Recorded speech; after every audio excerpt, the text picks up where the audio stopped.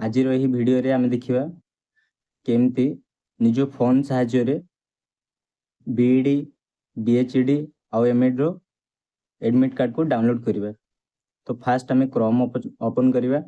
Chrome open कला परे ए जो सर्च अच्छे ई सर्च रे आमे साम्स सर्च करिबा। साम्स सर्च कला परे एमती गोटे इंटरफेस आसीबो। तो ए जो फास्ट अछि याको टच करिबा।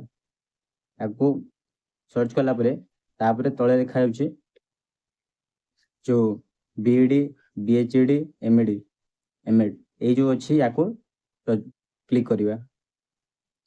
याको क्लिक करा परे एमती गोटे पेज आसीबो। ताको सिंपली काटी देबा। काटी देला परे तळको स्क्रॉल कला परे एठी गोटे लिखा अछि स्टूडेंट लॉगिन माने आमो आईडी आउ पासवर्ड को देबा। तो एठी निजरो मोबाइल नंबर पासवर्ड आउ कैप्चा कोड देबा। आईडी एवं पासवर्ड एवं कैप्चा देला परे एमती गोटे पेज ओपन हो। तो सिंपली आमे स्क्रॉल करिया देखिया हमरो सब कंप्लीटेड थिबो एई पटे। तो एठी जो एरो गोडी शो करूची यो एरो को क्लिक करिवा। एरो को क्लिक कला परे एठी देखो लिखा हिचे हॉल टिकट।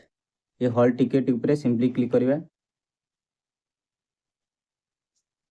तापरे एपटी देखा जिवो हमरो रोल नंबर इनफॉरमेशन विषय रे देखा जिवो। तो स्क्रॉल करा परे एठी देखा जाउची रोल नंबर देखा जाउथबो। तो याको सिंपली सब रे क्लिक करिवा। तापर गोटे न्यू पेज ओपन हबो। रोल नंबर एवं निजर डेट ऑफ बर्थ दे सारला परे हमें सबमिट ऊपर क्लिक करिवा। तापर हमरो एडमिट कार्ड टे डाउनलोड हो सारी छे।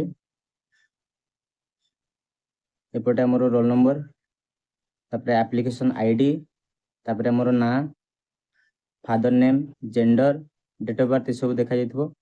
तापर एपटे फोटो अछि एग्जाम डेट आ हमरो शिफ्ट जो अछि केते नंबर शिफ्ट रो अछि। तापर हमरो गेट क्लोज टाइम लिखा हिची। तापर हमरो जो टेस्ट हबो टेस्ट रो टाइम अछि आ को जगह रे हमर सेंटर पड़ी छि ताहा अछि।